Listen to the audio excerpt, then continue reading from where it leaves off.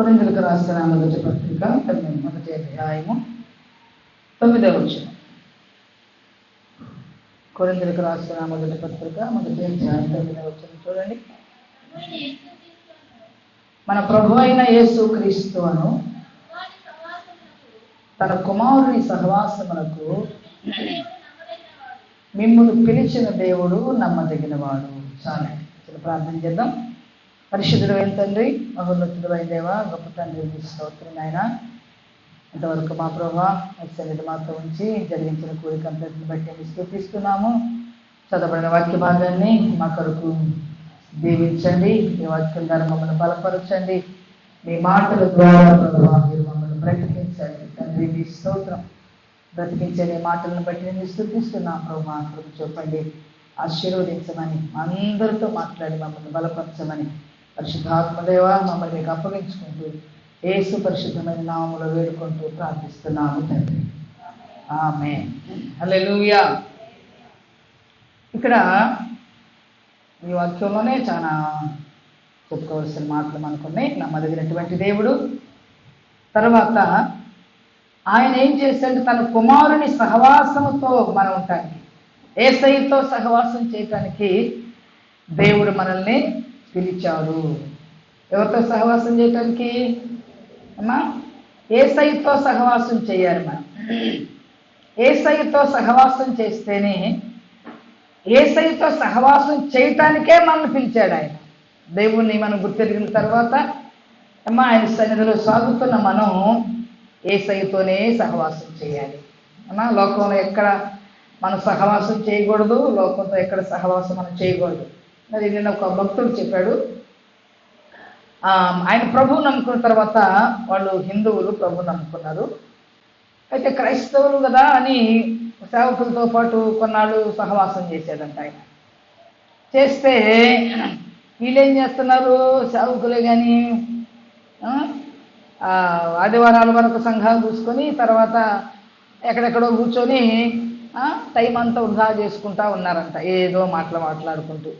సరే కొంతకాలం ఆయన వాళ్ళతో తిరిగిన తర్వాత, నేను సేవకులు కొత్తగా వచ్చాను కాబట్టి సేవకుల దగ్గర ఏమైనా నేర్చుకుందామని అంటే మీరు ఎక్కడెక్కడో కూర్చొని ఏమేమో చెప్పుకున్నారు అని ఆయన కనిపించిందంట. నేను ఇలా ఉండడం మంచిది కాదు అని అనుకున్నాడంట ఆయన. అనుకొని సరే వాళ్ళతో సహవాసం చేయటం మానేసాడంట. వాళ్ళతో సహవాసం చేయటం మానేసి వాళ్ళతో గడిపే టైం అంతా యేసయ్య పాదాల దగ్గర కూర్చొని ప్రార్థిస్తూ వాక్యం ధ్యానం చేస్తున్నప్పుడు ఆయన సేవ బహుగా విస్తరించింది అని సాక్ష్యం చెప్పాడు ఆయన. దేవుని స్తోత్రం. హల్లెలూయా. ఎవరితో సహవాసం చేయటానికి ప్రభు మనల్ని పిలిచాడు? ఆయనతోనే సహవాసం చేయాలి. మనం పిలిచిన ఉద్దేశం ఏంటి అని అంటే, యేసయ్యతో మనం కలిసి ఉండాలి అని, ఆయనతో గడపాలి అని, ఆయనతో సంభాషించాలి అని. ఆయనతో గడపడం ఏంటి ఏమా? ఆయన సన్నిధిలో కూర్చొని వాక్యం చదువుతూ ప్రార్థన చేసుకోవడం ఏమా, అది దేవునితో సహవాసం చేయడం. అలాగ చేసినప్పుడు ఆయన సేవ వర్ధిల్లిందని ఆయన సాక్ష్యం చెప్పడం చాలా నాకు ఆశ్చర్యం అనిపించింది, చాలా సంతోషం అనిపించింది. అందుకని మనం ప్రభువుని నమ్ముకుంటాము కానీ ఏమో ఒక ఆదివారం వస్తాము, బైబిల్ అక్కడ పెడతాము, తర్వాత మళ్ళీ ఆదివారం వచ్చేదాకా యేసయ్య అక్కడే ఉంటాడు, మనం ఇక్కడే ఉంటాం కదా. యేసయ్యతో సహవాసం చేసేది లేదు. అందుకని చూడండి, వాక్యంలో ఒక మాట రాయబడింది ఏబు గ్రంథంలో మనం చూస్తున్నట్లయితే 21వ అధ్యాయము 22వ అధ్యాయము 21వ వచనం. ఏబు గ్రంథంలో 22వ అధ్యాయం 21వ వచనంలో ఒక మాట రాయబడింది చూడండి.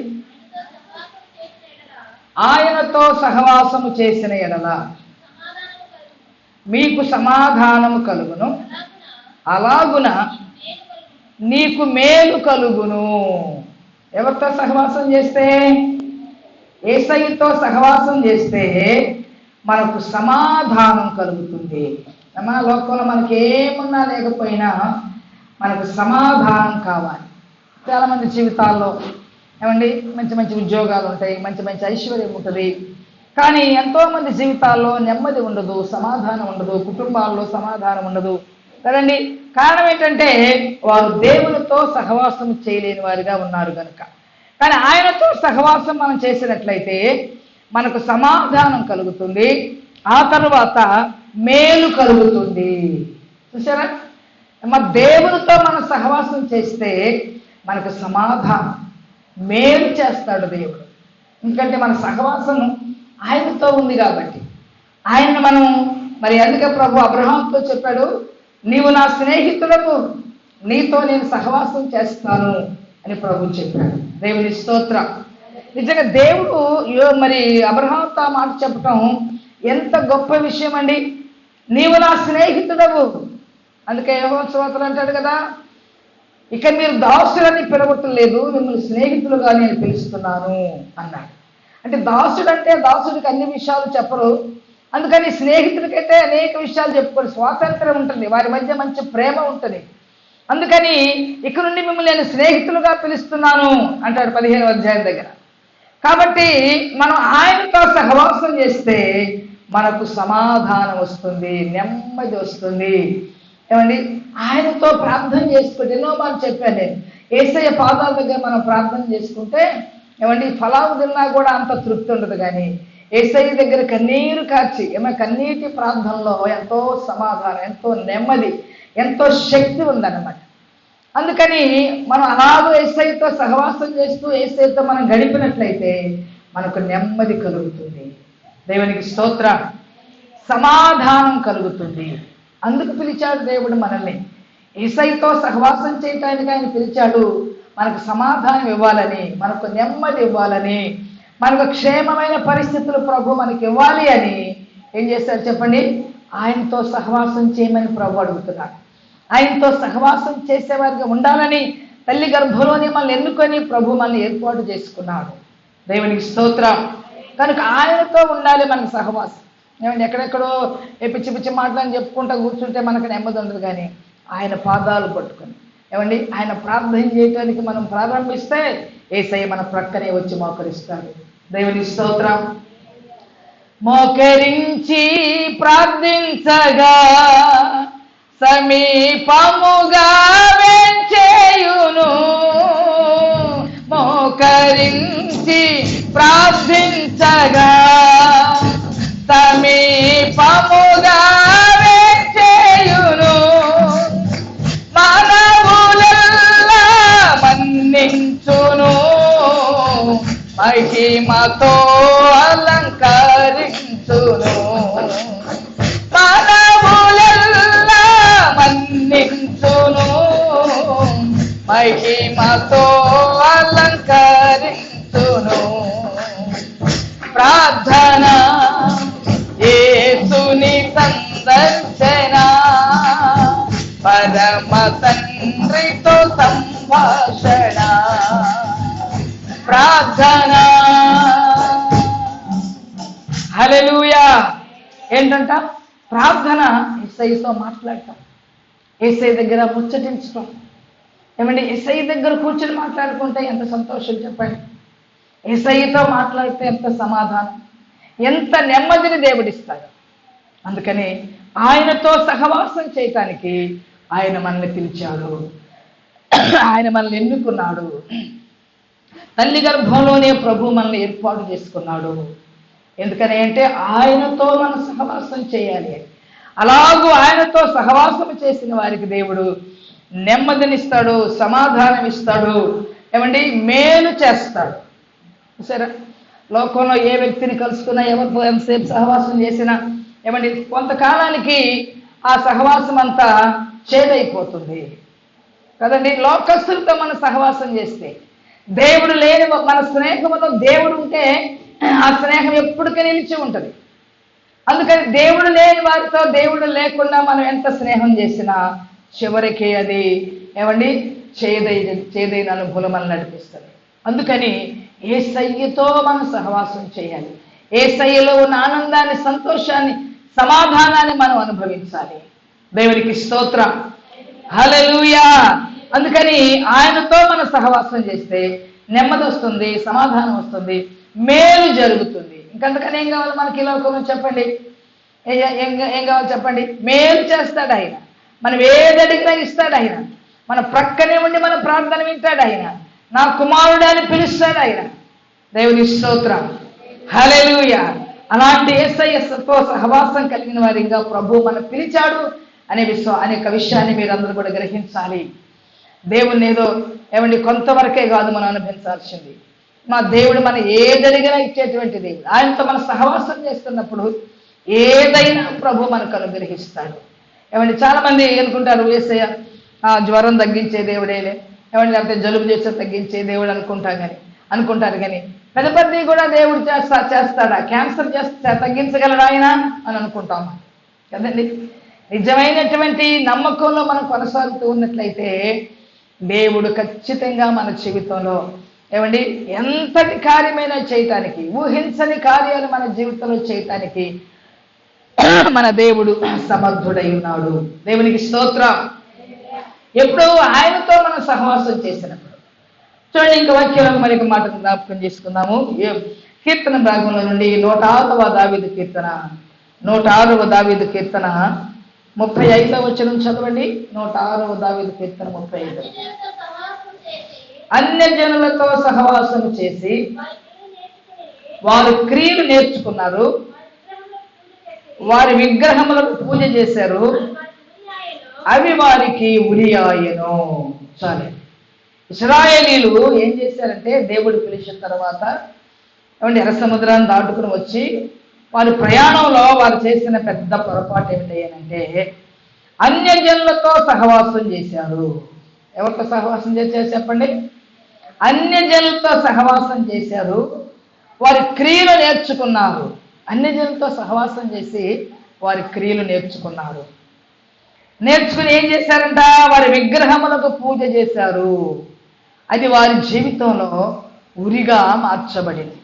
అన్ని జనులతో సహవాసం చేసి వారి క్రియలు అన్ని జనులతో సహవాసం చేస్తే ఏం చేస్తాం మనం చెప్పండి? ఖచ్చితంగా దుష్టుడు వాడు ప్లాన్ వేస్తాడు, అపవాది ప్లాన్ వేస్తాడు.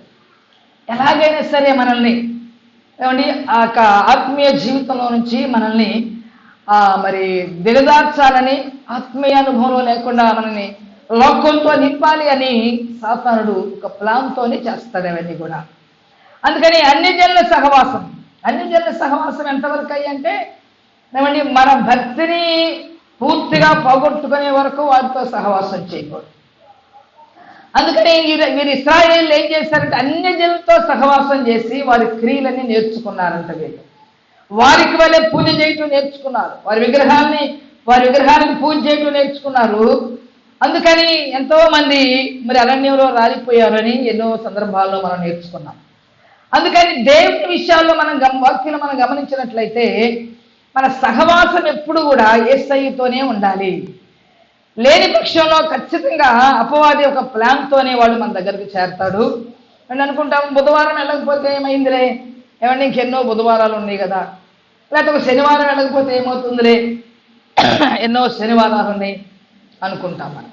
మనం రక్షించబడి బాప్తీసం తీసుకొని ప్రభుత్వాల్లో చేయవేస్తున్న మనందరం కూడా సంఘ కార్యక్రమాల్లో ఖచ్చితంగా పాలుపంపులు పొందాలి. బుధవారం, శనివారం ఎన్నో మరి రీతిలుగా కోడికలు జరుగుతూ ఉన్నాయి. మరి చాలా మంది రాలేకపోతున్నారు కోడికలకి. సంఘము ప్రార్థించేదిగా ఉండాలి, సంఘము దేవునితో సహవాసం చేసేదిగా ఉండాలి, సంఘము దేవుని సన్నిధిలో మొర్రపెట్టేదిగా ఉండాలి. ఆ విధంగా మనం చేసేవారిగా ఉండడానికి దేవునితో సహవాసాన్ని మనం విడిచిపెట్టకూడదు. ఆదివారం ఒక పూట మరి వాక్యం వింటే సరిపోయిద్దా ఆత్మకి? మన శరీరానికి మాత్రం వారమంతా తింటాం, మంచి మంచి చేపలు, మాంసాలు కదండి, ఏమేమి కావాలో అవన్నీ బరీగా తింటాం. మరి ఆత్మకు ఆహారం ఎంత పెడుతున్నాం మనం? ఆత్మ బలంగా ఉండాలి అంటే వారానికి ఒకసారి వాక్యం వింటే సరిపోద్దా చెప్పండి?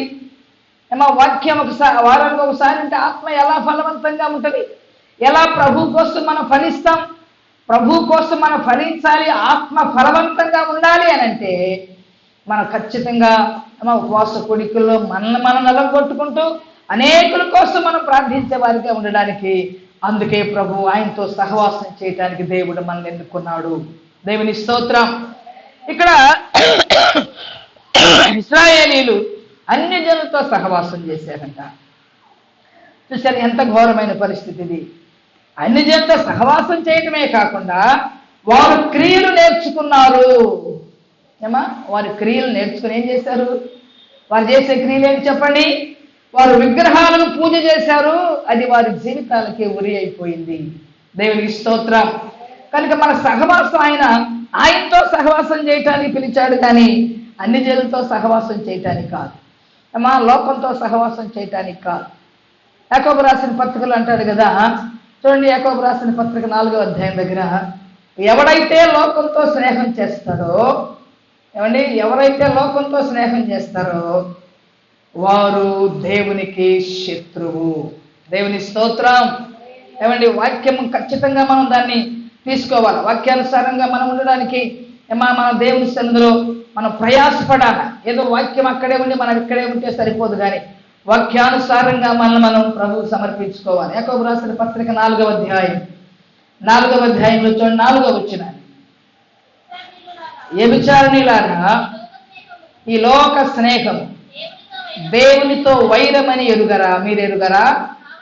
కాబట్టి ఎవడు ఈ లోకముతో స్నేహము చేయగోరునో వాడు దేవునికి శత్రువు. ఏంటి చెప్పండి? వాక్యం ఇంత స్పష్టంగా మనకు చెప్తా ఉంటే, చక్కగా తెలుగులో మనకి ఇంత అర్థవంతంగా ఈ మాటలు మనకు వ్రాయబడి ఉన్నప్పుడు ఎందుకని మనం ఇది జయించలేకపోతున్నాం? ఎందుకని మనము వాక్యానుసారంగా జయించడానికి ప్రభువుకు సమర్పించుకోలేకపోతున్నాం అని అంటాడు. ఈ లోకము స్నేహము దేవునితో వైరము. చూసారా ఎంత స్పష్టంగా వ్రాయబడింది మాట. ఈ లోక స్నేహము దేవునితో వైరం. కాబట్టి ఎవడు ఈ లోకంతో స్నేహం చేస్తాడో వాడు దేవునికి శత్రువు. స్తోత్రం. దేవుని నమ్ముకున్న తర్వాత ఇక లోకంతో స్నేహం చేయడానికి కుదరదు. లోక కార్యక్రమాలు మన ఇష్టానుసారంగా జీవించడానికి కుదరదు. కాబట్టి నువ్వు ఎప్పుడైతే దేవుని నమ్మినట్టే నమ్మి దేవుళ్ళు ఉంటున్నానన్నట్టుగా ఉంటూ లోకంలో కూడా జీవిస్తావో దేవుడు నీకు శత్రువు అయ్యాడన్న మాట నీకు అర్థం కావట్లేదు. అందుకే మనం ప్రార్థనలు దేవుని సన్నిధికి చేరతలేదు. అందుకే మనం ప్రార్థనలు ఫలవంతంగా ఆశీర్వాదకరంగా మన కుటుంబానికి మనకి కనబడటలేదు. కాబట్టి దేవునితో స్నేహం చేయడానికి తీర్మానం చేసుకున్న తర్వాత మరలా లోకంతో స్నేహం చేసేటువంటి వానికి దేవుడు శత్రువే. దేవునికి స్తోత్రం. హల్లెలూయా, హల్లెలూయా. కనుక లోకంతోనూ లేకపోతే స్నేహం చేస్తూ దేవునితో స్నేహం చేయాలనుకుంటే అది కుదిరే పని కాదు. అందుకని నీకు దేవుడు కావాలనుకుంటే మనం లోకాన్ని విడిచిపెట్టాలి. లేదా లోకమే కావాలనుకుంటే దేవుని విడిచిపెట్టాల్సి వస్తుంది. నువ్వు విడిచిపెట్టకపోయినా నీకు దేవుడు శత్రువు అవుతాడని చెప్పి వాక్యం స్పష్టంగా మనకు తెలియజేస్తూ ఉంది. దేవునికి స్తోత్రం. హల్లెలూయా. అందుకని ఇశ్రాయేలీలు ఏం చేశారంట? అన్యజనులతో స్నేహం చేసి వారి క్రియలు నేర్చుకొని వారి విగ్రహములకు వారు పూజ చేశారు. కాబట్టి అది వారికి ఉరి అయిపోయినట్లుగా వాక్యంలో స్పష్టంగా వ్రాయబడింది. దేవునికి స్తోత్రం. హల్లెలూయా, హల్లెలూయా. కాబట్టి లోక స్నేహము దేవునితో వైరము. కనుక విశ్వాసం ఎక్కడుండాలి చెప్పండి? విశ్వాసం ఎక్కడుండాలి? యేసయ్యతోనే ఉండాలి. యేసయ్యతోనే సహవాసం చేయాలి. కాబట్టి మీకు అర్థం కావట్లేదు, కానీ అలా దేవునితో మనం సహవాసం చేస్తుంటే మన జీవితం ఎప్పుడు కూడా ఆశీర్వాదకరంగా ఉంటుంది. ఇక మన జీవితాల్లో ఏ సమస్యలు ప్రభు రానీయుడు. మన జీవితం ఎంతో సంతోషంగా ఆనందదాయకంగా ఉండే విధంగా ప్రభు మనకు సహాయం చేస్తాడు. అందుకని యేసయ్యతోనే సహవాసం చేయాలి, యేసయ్యతోనే గడపాలి కదండి. యేసయ్యతోనే మనం ఉండటం నేర్చుకోవాలి. ఆయన పాదాల దగ్గర ఉండి మనం నేర్చుకోవడం మనకెంతో పాడుకుంటాం చక్కని పాట కదండి. మరి ఎంతమంది ఆ పని చేస్తున్నారు నాకు తెలియదు. కూర్చుందును నీ సన్నిధిలో దేవా ప్రతిదినం, ధ్యానింతును నీ వాక్యమును దేవా ప్రతి క్షణం. కూర్చున్నావా? పాడుకోవటమేనా చేస్తున్నామా? పాడేది మన జీవితంలో జరుగుతున్నప్పుడు సంతోషంగా ఉంటుంది. కాబట్టి కూర్చుంటాను నీ పాదాల దగ్గర, నీ వాక్యాన్నే ధ్యానిస్తాను, ప్రతి క్షణం కూడా ధ్యానిస్తాను ప్రభువా అనే చక్కని పాటను మనం పాడుకుంటున్నట్లుగా మన జీవితం కూడా అలా ఉంటే అది మనకు ఆశీర్వాదం, దేవునికి మహిమకరంగా ఉంటుంది. దేవుని స్తోత్రం. చూడండి, సామెతల గ్రంథం 13వ అధ్యాయం 20వ వచనంలో కూడా ఓ చక్కని మాటలు మనం జ్ఞాపకం చేసుకుంటాం. సామెతల గ్రంథం, జ్ఞానుల సహవాసం చేయువాడు జ్ఞానము గలవాడవుతాడు. మూర్ఖుల సహవాసము చేయవాడు చెడిపోతాడు. ఏం చేస్తాడు చెప్పండి? జ్ఞానుల సహవాసం చేసేవాడు జ్ఞానం గలవాడవుతాడు. ఎప్పుడు కూడా మనం ఏమండి మనకంటే జ్ఞానంగా ఉన్న వారితో, మనకంటే భక్తి చేస్తున్న వారితో సహవాసం చేయటానికి ప్రయత్నం చేయాలి. అంతేగాని ఆడికి ఏమి తెలియని వాడితో ఏమండి ఆ సన్యాసి రాసుకుంటూ బూడిద రాలిందని తెలియపెట్టిన వాడితో వాడిని వెంబడిస్తే మనకేం దొరకదు. గుడ్డోడు ఇద్దరు పోయి గుంటలో పడినట్లుగా మనకంటే భక్తి జీవితంలో ఉన్నతమైన స్థితిలో ఉన్నవారు, మనకంటే జ్ఞానవంతులతో మన సహవాసం చేస్తే మనకు కూడా జ్ఞానం వస్తుంది. దేవుని స్తోత్రం. మనం జ్ఞానం కలిగిన వారం అవుతాము. మూర్ఖుల సహవాసం చేసేవాడు ఏమైపోతాడని రాయబడింది? చెడిపోతాడు. అర్థమవుతుంది కదా అండి? మూర్ఖుల సహవాసం చేసాడు వాడికేం తెలియదు, మనకేం నేర్పిస్తాడు? అందుకని జ్ఞానులతో, ప్రార్థనాపరులతో, మనకంటే ఉన్నతమైన భక్తి చేస్తున్నటువంటి వారితో మనం సహవాసం చేయగలిగితే మనం కూడా భక్తి జీవితంలో ముందుకు వెళ్తాం. దేవునితో సహవాసం చేసే విషయంలో ఏమంటే అనేకమైన విషయాలు మనం నేర్చుకోవడానికి ప్రభు సహాయం చేస్తాడు. అందుకని జ్ఞానులతో, జ్ఞానం అంటే ఏంటి? యెహోవా యందు భయభక్తులు కలిగి ఉండడమే జ్ఞానం. అది జ్ఞానవంతులు ఎవరంటే దేవుని యందు భయభక్తులు కలిగిన వారు.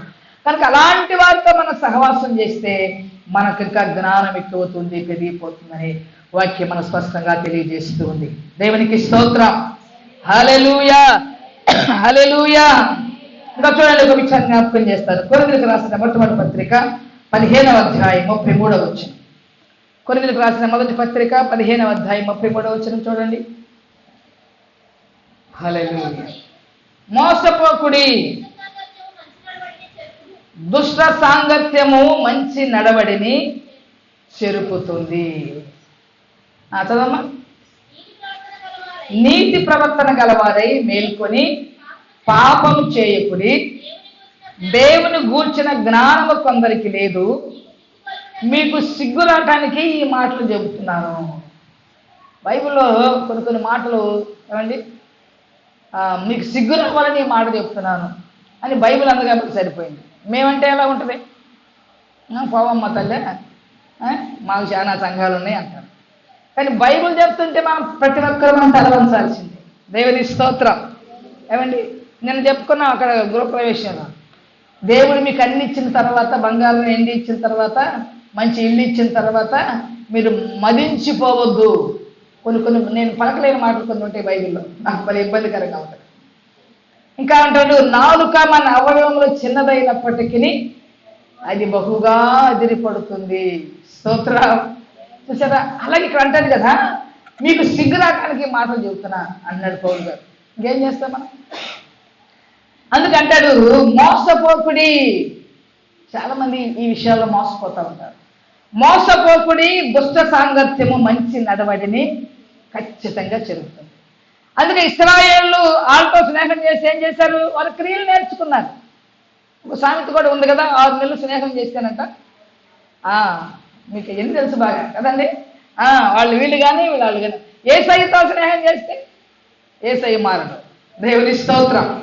యేసయ్యతో సహవాసం చేస్తే మనమే మారిపోతాం యేసయ్య పిల్లల్లాగా. అందుకని దుష్టులతో సాంగత్యం చేయకూడదు. మనం దుష్ట సాంగత్యము మంచి నడవడిని చెరుపును. స్తోత్రం. అందుకని నీతి ప్రవర్తన గలవారే మేల్కొని పాపం చేయబకండి. ఎందుకంటే చాలా మందికి దేవుని గురించిన జ్ఞానం లేదు. అందుకని మీకు సిగ్గు రావాలని ఈ మాటలు చెప్తున్నాను అంటున్నాడు ఆయన. సిగ్గు తెచ్చుకుందాం మనందరం కూడా. ఏమా ఏం చేస్తున్నాం? ఎవరితో సహవాసం చేస్తున్నాం? యేసయ్య పిలిచిన పిలుపేంటి? మనల్ని ఎవరితో సహవాసం చేయడానికి ప్రభు మనకు పిలిచాడు, మనం ఎలా సహవాసం చేస్తున్నాం అని మనకు సిగ్గొచ్చే విధంగా మనమే విమర్శ చేసుకోవాలి. ఏమా ఎక్కడ సహవాసం చేస్తున్నాం? విశ్వాసి కలిగి ఎక్కడ కూర్చుంటున్నాం? ఏమా లేకపోతే ఎవరితో నేను కూర్చున్నప్పుడు, ఈరోజు కీర్తన భాగం బాబు బోడపాళ్ళు ఏంటంటే అనుదినము సువార్తను ప్రకటించాలి అని అక్కడ కీర్తన భాగంలో అక్కడ ఒక మాట ఉంది. మనం ఆ పని చేయాలి అంటే ఉదయకాలమే లేచినప్పుడు ప్రార్థన చేసుకునేటప్పుడు, ప్రభువా ఈ దినం ఎవరికైనా నేను ఒక మాట నీ గురించి చెప్పాలి ఏమా అని నువ్వు నిజంగా ప్రార్థన చేసి వేడుకుంటే దేవుడు మనకు అనుగ్రహిస్తాడు ఖచ్చితంగా. అసలు మనం ప్రార్థన చేసేదే లేదు అండి. ఉదయాన్నే లేచి 5 గంటలకి 3 గంటలకి లేకపోయినా అసలు ఉదయాన్నే లేచిన ప్రార్థన చేసుకున్నాము మనం. ఏదో 2 మాటలు కదండి.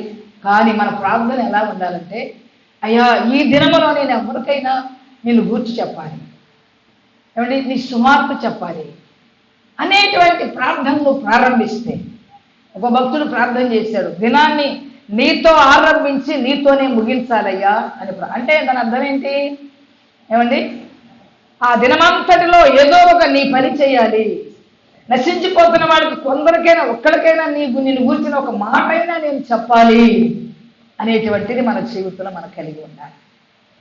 అలాంటి ఆశ మనం కలిగి ఉంటే దేవుడు ఖచ్చితంగా అలాంటి ప్రార్థనను ఉదయకాలం నుంచి నువ్వు చేస్తే, నువ్వు ఎక్కడ పని చేస్తున్నా, ఎవరి మధ్య నువ్వు జీవిస్తున్నా, ఆ ఆశ దేవుడు తీరుస్తాడు. వారు వినినా వినకపోయినా ఒక సమయంలో ఆ మాట వారికి పనిచేస్తుంది. నువ్వు చెప్పిన ఒక మాట అయినా ప్రభువుని గురించి నువ్వు చెప్పిన ఏం చెప్తావు మనం చెప్పండి. మన జీవితంలో దేవుడు చేసిన ఎన్నో మేళ్ళు ఉంటాయి, ఏమో చెప్పాల్సిన అవసరం లేదు. ఏమన్నా దేవుడు నాకు ఈ సమస్యలో ప్రభు నన్ను కాపాడాడు, ఏమంటే ఇలాంటి బాధలో ప్రభు నన్ను విడిపించాడు, ఆ మాట కూడా మనం చెప్పలేమా? ఏమంటే అలా దేవుడిని నీ జీవితంలో చేసిన అనుభవాలు ఇతరులకు చెబితే, అందుకే ఒక మాట రాయబడిన, నీటి మీద మీ ఆహారం వేయుడి, చాలా కాలమైన తరువాత తిరిగి వస్తుందని ప్రసంగ భక్తులు తెలియజేశాడు. దేవునికి స్తోత్రం. నిజంగా నువ్వు భారం కలిగే ఒక వ్యక్తికి దేవుని గురించి ఒక మాట చెప్తే, అది అప్పుడు కాకపోయినా ఒక సమయంలో ఆ మాట వాళ్ళ జ్ఞాపకం వస్తుంది. దేవునికి స్తోత్రం. ఎందుకంటే దేవుడు నమ్మదగినటువంటి దేవుడు అమ్మా. అందుకని మనం దుష్ట సాంగత్యం మంచి నడవడం జరుగుతుంది. దుష్టుల విషయంలో ఖచ్చితంగా మనం జాగ్రత్తగా ఉండాలి. మంచి నడవడిని చెరుపుతుంది ఖచ్చితంగా.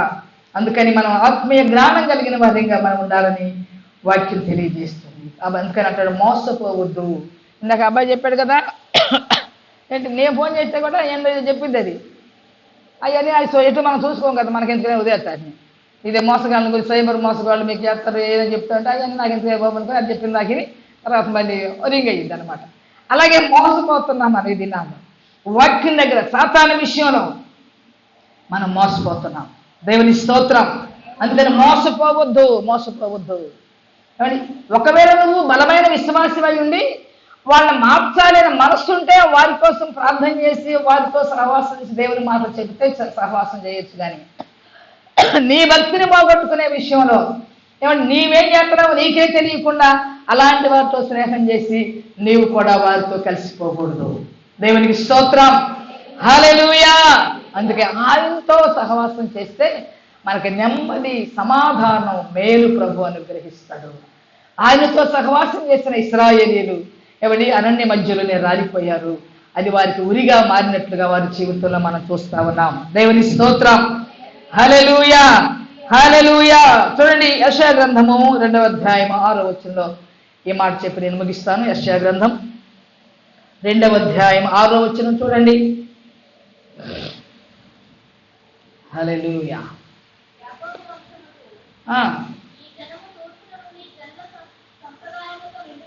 నిండుకొని ఉన్నారు, మంత్ర ప్రయోగములు చేయుదురు, అన్యులతో సహవాసము చేయుదురు గనుక నీవు వారిని విసర్జించి ఉన్నావు. చదువు. వారి దేశము వెండి బంగారముతో నిండి ఉంది, వారి ఆస్తి సంపాద్యములకు మితి లేదు. వారి దేశం గుర్రములతో నిండి ఉన్నది, రథములకు మితి లేదు. చాలా. వారి దేశము విగ్రహములతో నిండి ఉన్నది. ఇక్కడ కూడా ఇశ్రాయేలు యాకోబు వంశం ఏం చేశారంట? ఫిలిష్తీయులతో సహవాసం చేసి వారి మంత్ర ప్రయోగములు చేస్తున్నారు. అన్యులతో సహవాసం చేస్తూ చేదురు కనుక నీవు వారిని విసర్జించి ఉన్నావు. ఏం చేశారంట వీళ్ళు? మంత్ర ప్రయోగాలు నేర్చుకొని బాగా సంపాదించి అక్కడ కింద చదువుకున్నాము. వారి దేశ వెండి బంగారంతో సాతానండి దేవుని రాజ్యం ఇవ్వలేడు, కానీ ఈ లోకంలో సిరి సంపదలన్నీ మనకి ఇచ్చిందని. ఈ లోకంలో ఎంతోమంది దేవుడు లేని వారు దీవించబట్టలేదా? యేసు ప్రభు నమ్ముకోలేని వారు ఎంతమంది దీవించబట్టలేదు? దీవించబడుతున్నారు. కారణం ఏంటంటే వారి యొక్క ఆశీర్వాదాలు సాతానుడు. అందుకనే యేసయ్య దగ్గరికి వచ్చేది ఏమంది? ఒకసారి నాకు నమస్కారం చేయి, లోకంలో ఐశ్వర్యాలన్నీ నీకు ఇస్తానన్న సాతాను దేవుడితోనే. స్తోత్రం.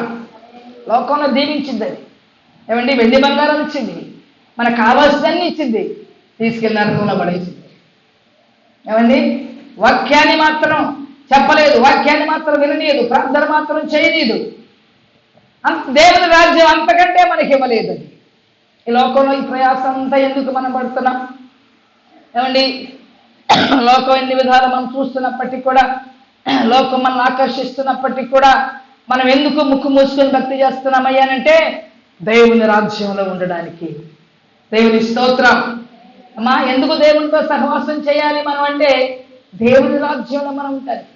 వెండి కలిగి ఉన్నా, బంగారం కలిగి ఉన్నా, ఎంత ఐశ్వర్యం కలిగి ఉన్నా, 70 సంవత్సరాలు 80 సంవత్సరాల కంటే ఈ లోకంలో మనం బ్రతకలేము. కానీ శాశ్వతమైన రాజ్యం కోసం మనం ఇవన్నీ కూడా త్యజించి దేవుని కోసం మనం ప్రయాసపడుతూ ఉన్నాం. దేవునికి స్తోత్రం. అందుకని మంత్ర ప్రయోగాలు నేర్చుకొని వెండి బంగారాలు సంపాదించారంటే వారి దేశం అంతా వెండి బంగారంతో నిండింది. ఏమంటే గుర్రములకు మితి లేదు, మరి వారికి రథాలకు మితి లేదు, ఎంతగానో వారు దీవించబడ్డారు. అందుకని సాతాను ఇచ్చేటువంటి ఆశీర్వాదాల కోసం మనం ఎదురు చూడకూడదు. కాబట్టి సాతాను ఈ లోకంలో అన్ని చేస్తుంది.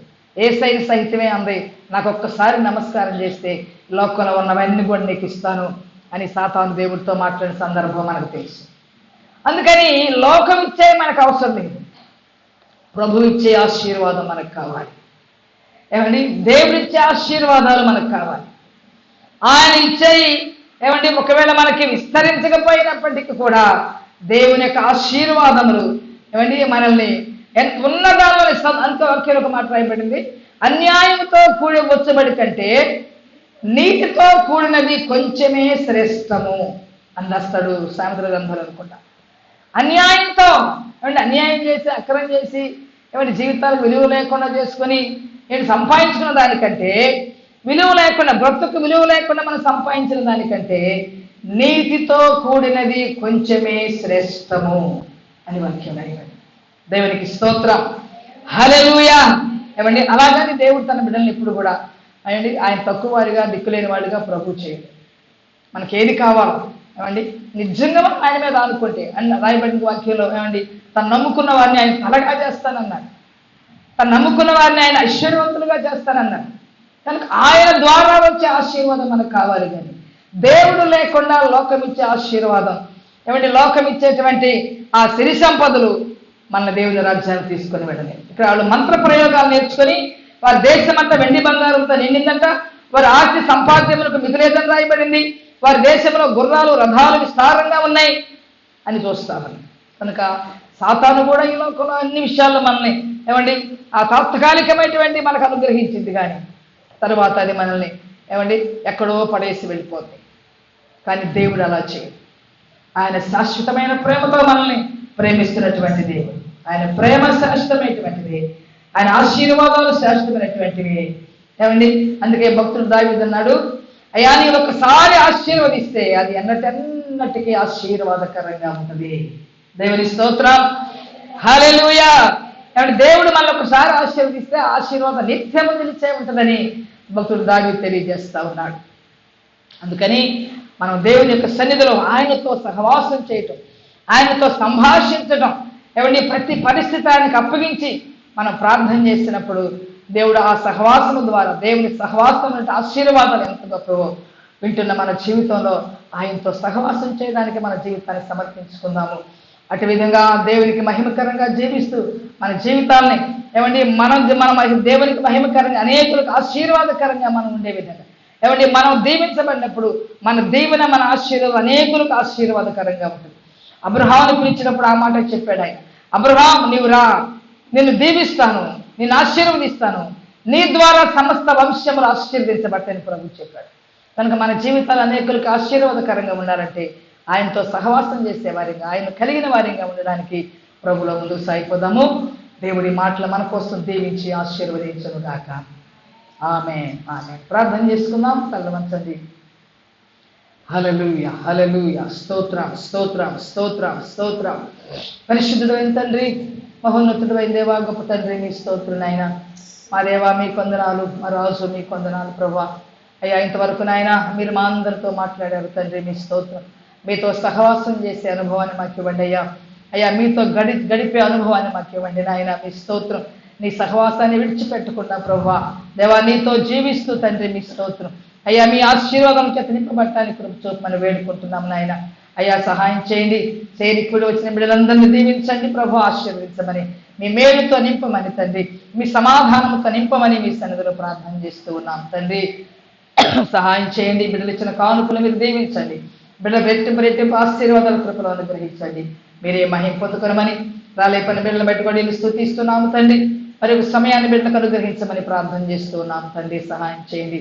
కృప చూపించిన ఆయన మీరు మహిమ పొందుకొనమని అయ్యా మా తండ్రి భయంకరమైన దినాల్లో ప్రభు మా తండ్రి మీరు త్వరగా రాబోతున్నారు చెబుతున్నటువంటి ఈ దినాల్లో నాయన మా భక్తిని మేము కాపాడుకుంటూ, మా విశ్వాసాన్ని మేము కాపాడుకుంటూ ప్రభు ఇచ్చిన రక్షణను కాపాడుకుంటూ తండ్రి మీ స్తోత్రం నాయన అయ్యా మాతను ఎదుర్కొనే శక్తిమంతులుగా చేసి నడిపించి కృప చూపించి మహిమ పొందుకొనమని అయ్యా రాలేపని బిడ్డలు దీవించండి. వచ్చిన ప్రతి బిడ్డ కుటుంబాన్ని ప్రభు మీరు ఇచ్చిన అధికారాన్ని బట్టి నాయన ప్రతి బిడ్డలు మీరు ఆశీర్వదిస్తున్నాం. వారి బిడ్డలు తండ్రి వారి యజమానులు మీరు ఆశీర్వదించండి నాయన మీ స్తోత్రం. కృప చూపించి వారు చేస్తున్న పనులన్నింటిలో కూడా మీరు తోడుగా ఉండండి ప్రభు. వారి వ్యాపారాల్లో వారి ఉద్యోగాల్లో తండ్రి అయ్యా మీరు తోడుగా ఉండి మీరు నడిపించండి నాయన. కృప చూపించి మీరే మహిమా ఘనత ప్రభావములు పొందుకొనమని యేసు పరిశుద్ధమైన ఘనమైన నామములో వేడుకుంటూ ప్రార్థన చేస్తున్నాము మా పరమ తండ్రి. తండ్రి అయిన దేవుని ప్రేమ, కుమారుడైన యేసుక్రీస్తు కృప, పరిశుద్ధాత్మన్యోన్య సహవాసము చేరిన మనందరకు సకల పరిశుద్ధులకు ప్రభుత్వ పర్యంతము సదాకాలము తోడయుండి నడిపించును గాక. ఆశీర్వదించుము దేవా ఆదరణ నీవే ప్రభువా, ఆశీర్వదించుము దేవా ఆదరణ నీవే ప్రభువా, అనుదినము నీ కృపయే చాలు, అనుక్షణము నీకే మా స్తుతులు, అనుదినము నీ కృపయే చాలు, అనుక్షణము నీకే మా స్తుతులు. దేవా ఆదరణ నీవే ప్రభువా.